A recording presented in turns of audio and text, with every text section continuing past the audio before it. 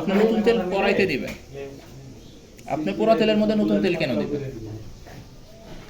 মাথায় নেট দিতে হবে যাতে চুল খাবারে না পড়ে।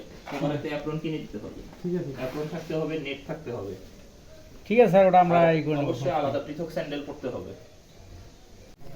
যারা কাজ করতেছে তাদের মাথায় নেট কিনে দিতে হবে, বুঝছেন?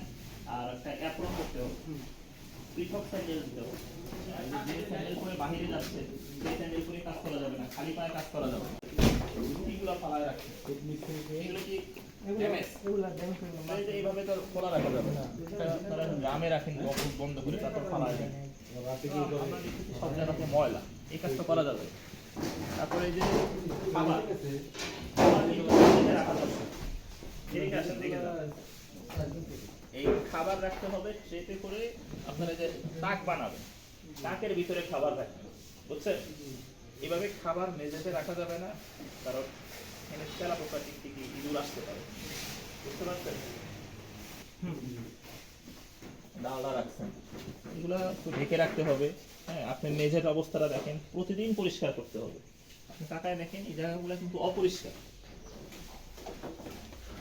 প্রতিদিন এগুলো পরিষ্কার করতে হবে, বুঝতে পারছেন?